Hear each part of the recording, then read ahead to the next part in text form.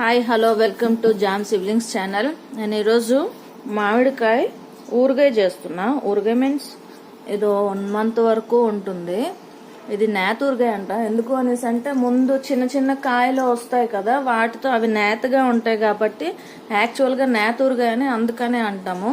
కానీ ఇప్పుడు అలా ఏం లేవు కదా, పెద్ద పెద్ద కాయలు కూడా వచ్చేస్తున్నాయి. మనం దూరంగా ఉంటాము, పేరెంట్స్ ఇవ్వడం అవ్వదు కాబట్టి కొంచెం కొంచెంగా నేను చేసుకుంటాను ఈ సమ్మర్ టైంలో.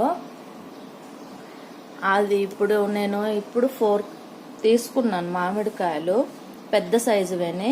ఇది ఇప్పుడు ఎలా పెట్టాలో మీకు చూపిస్తాను, చూడండి. ఫస్ట్గా ఇప్పుడు మామిడికాయలని ఇలా మొత్తం పీల్ చేసుకుంటున్నా తొక్కనే.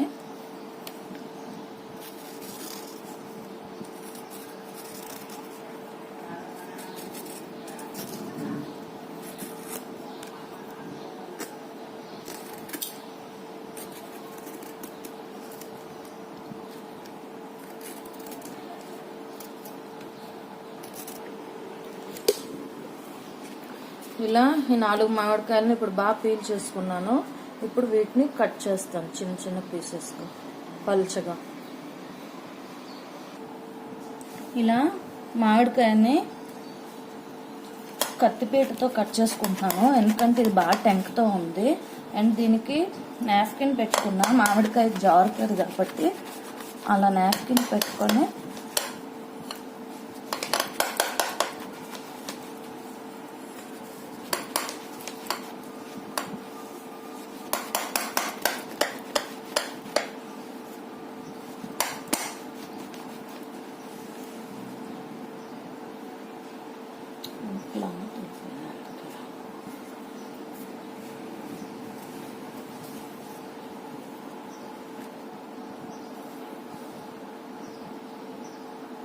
ఇలా 2 పీసెస్గా కట్ చేసుకున్నా. ఇప్పుడు వీటిని పలుచగా కట్ చేసుకుంటా. ఇవి ఇప్పుడు ఇలా ముక్కలు కట్ చేసుకున్నా. ఇవి యాక్చువల్గా నేను కత్తిపీటతో కట్ చేసుకున్నాను. కాయ బాగా టెంక్ కట్ ఉంది కాబట్టి వాటిని చిన్న చిన్న పీసెస్గా కట్ చేసుకోవాలి. వాటిని ఇప్పుడు ఈ చాకుని యూజ్ చేసుకొని స్లైసెస్గా చిన్న చిన్న వాటిగా కట్ చేసుకుంటాం.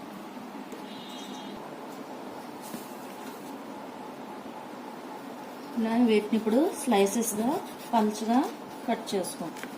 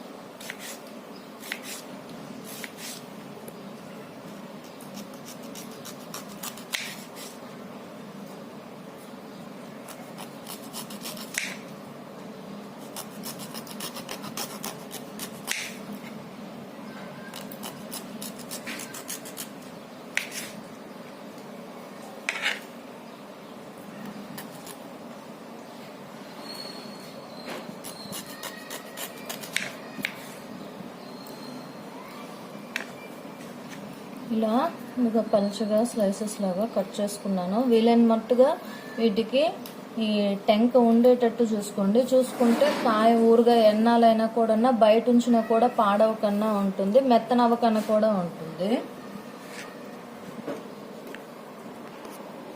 నేను ఇందాక చెప్పానుగా 4 కాయలు తీసుకున్నానని. ఈ 4 కాయలని ఇలాగా పలుచగా పీసెస్ లాగా మొత్తం కట్ చేసుకున్నాను. వీలైనంత మట్టుగా వాటికి ఇలా టెంక్ ఉండేటట్టే చూసుకున్నాను. కొంచెం లైట్గా దేనికో ఉండకపోవచ్చు. ఇప్పుడు దీన్ని నేతురుగా ఎలా తయారు చేసుకోవాలో చూద్దాం. ఇవి ఇప్పుడు కొత్తవి ఎండుమిర్చి. ఈ ఎండుమిర్చిని నేను ఇప్పుడు ఓన్గా మిర్చి పౌడర్ని మామిడికాయల కోసమని ప్రిపేర్ చేసుకుంటున్నాను.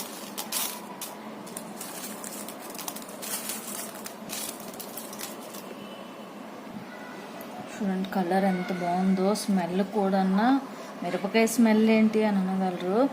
అదే కారం స్పైసీ ఉన్నదానికి, స్పైసీ లేకుండా ఉండదానికి మిరపకాయ కూడా ఇలా మనం చితికే ఇలా ఇచ్చేసేటప్పుడు ఇలా చూడండి ఇలా ఎరగాలి. అలాంటప్పుడు వచ్చేదానికి కూడా స్మెల్ దాని ఇది బాగుంటుంది, ఫ్లేవర్ అంతా. ఇది ఇప్పుడు అందులో వేస్తే భలే ఉంటుంది. కారం ఎక్సలెంట్గా ఉంటుంది.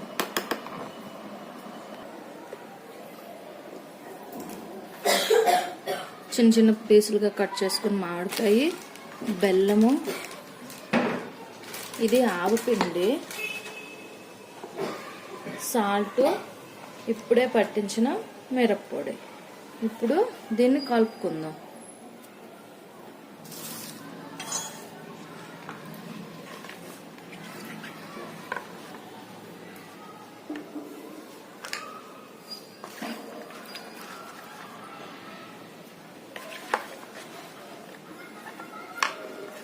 అన్నీ కొంచెం కొంచెంగా వేసుకుంటున్నా, ఎందుకంటే మొత్తంకి కలాలి కాబట్టి కొంచెం కొంచెం వేసుకుంటే మొత్తం కలుస్తుంది అనేసి.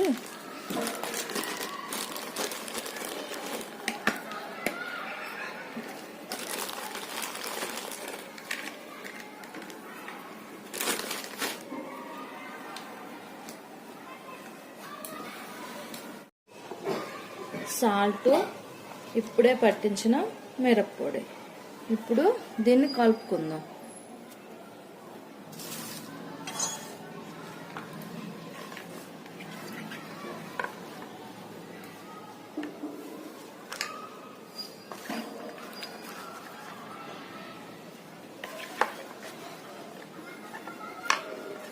అన్నీ కొంచెం కొంచెంగా వేసుకుంటున్నా, ఎందుకంటే మొత్తంకి కలాలి కాబట్టి కొంచెం కొంచెం వేసుకుంటే మొత్తం కలుస్తుంది అనేసి.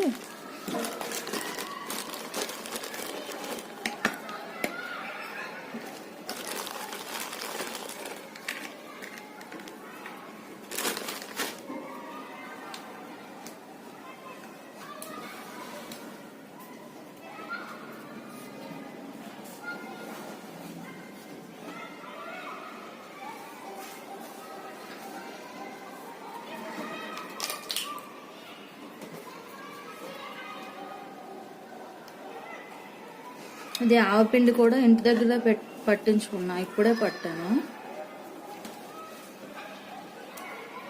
మోస్ట్లీ ఆవపిండిలో చెయ్యి పెట్టకన్నా వేయడం చూడండి, ఆవపిండి తొందరగా చేదు వస్తుంది, అందుకని ఆవపిండి చెయ్యి పెట్టకన్నా వేస్తున్నా.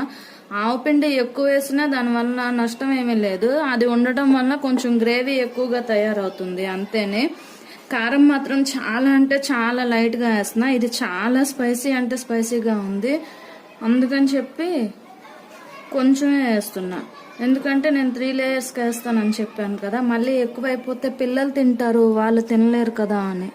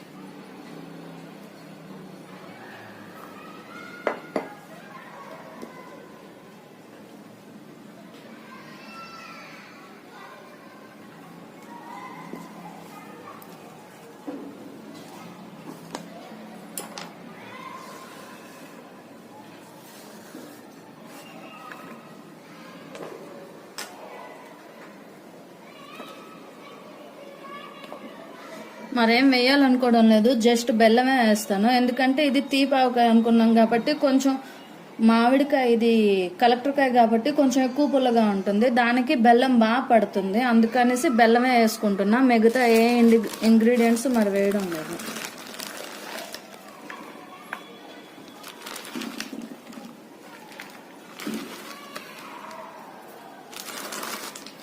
దీన్ని ఇప్పుడు ఏం చేయం, ఇలాగ దీనికి ప్లేట్ ఏమైనా మూత పెట్టుకొని అలా 3 days ఉంచుతాము. 3 days అయినాక ఊరుతుంది, కొంచెం వాటర్ చేరుతుంది. ఎందుకంటే మామిడికాయ పులుపు అందులో సాల్ట్ అన్నీ వేసాం కాబట్టి వాటర్ చేరుతుంది. 3 days అయినాక కలుపుతాము. కలిపినాక ఎండలో పెట్టుకుంటాము.